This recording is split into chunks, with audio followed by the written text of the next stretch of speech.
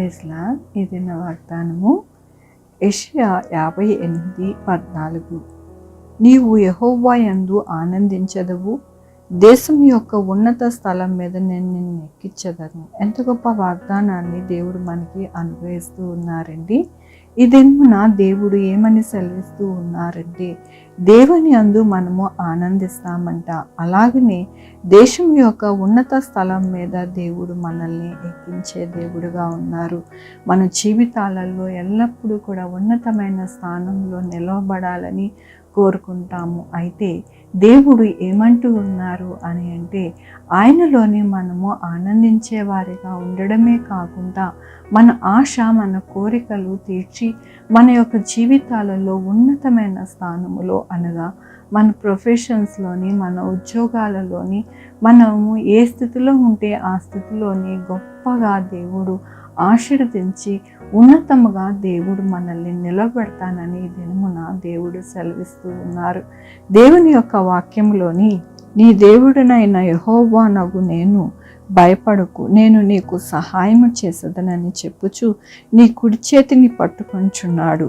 మనము భయపడకూడదంటే మనకి కుడి చేతిని ఆయన పట్టుకుని మనకి సహాయం చేస్తాను అంటూ ఉన్నారు. చాలామంది మనం ఏమనుకుంటాము అంటే, మనము ఎలాగైతే ఈ ఎగ్జామ్ పాస్ అవ్వగలమా, మరి ఈ ఉన్నతమైన స్థానంలో నిలవబడతామా, మన యొక్క జీవితము ఇలాగే ఉంటుందా, ఇంకా బెటర్ చాయిస్ అనేది మన జీవితంలోకి వస్తుందా అనేది చాలామందికి భయము, దిగులు, బాధ అనేది కలుగుతూ ఉంటుంది. అయితే దేవుడు ఈ దినమున వారితో అందరితో మాట్లాడుతూ ఉన్నారు. మీకు నేను సహాయం చేస్తాను, మీ కుడి చేయి పట్టుకొని మిమ్మల్ని నడిపిస్తాను, ఉన్నతమైన స్థానంలో నిలబెడతాను అని దేవుడు ఈ దినమున ఆయన కృపతోని మన అందరికీ కూడా ఆయన వాగ్దానమును అనుగ్రహిస్తూ ఉన్నారు. ఎవరైతే ఆయన వాగ్దానాన్ని నమ్మి విశ్వాసముతోని దేవుని ఎడల ఉంటారో వారికి తప్పకుండా వాగ్దానాలను దేవుడు వారి జీవితాలలో నెరవేరుస్తారు. మనము నమ్మినప్పుడు సమస్తమును సాధ్యమే అని దేవుని వాక్యము సెలవిస్తూ ఉన్నది.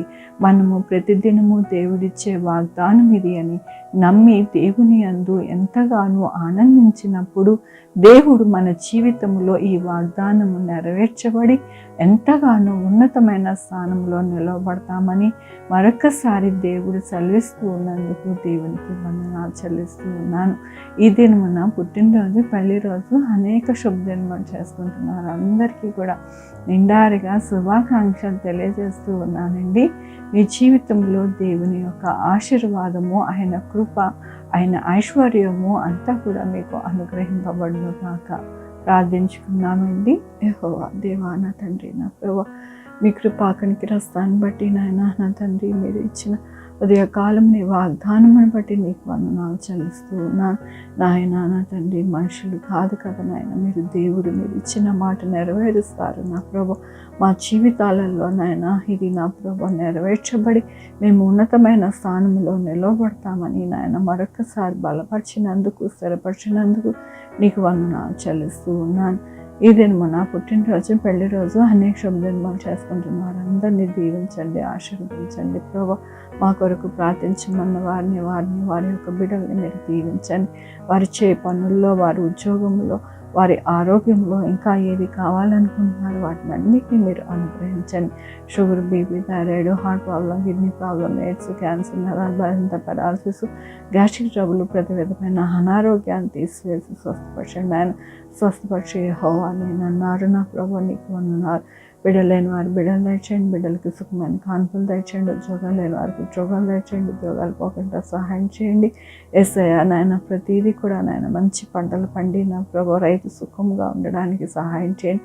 నా దేశ బోర్డర్స్లో నా ప్రభు శాంతి సమాధానం ఉండడానికి సహాయం చేయండి. నా దేశంలో ఎటువంటి ఆర్థిక పరిస్థితి రాకుండా మంచిగా ఉండడానికి సహాయం చేయండి. ప్రతి బిడ్డని దీవించండి. ప్రతి ఒక్కరూ నాయన యేసే నిజమైన దేవుడు, రక్షకుడు అని తెలుసుకోవడానికి సహాయం చేయండి.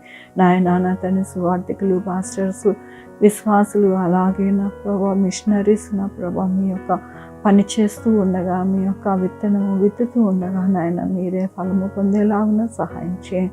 ప్రతి బిడ్డని నాయన మీరే ఆదరించండి, బలపరచండి.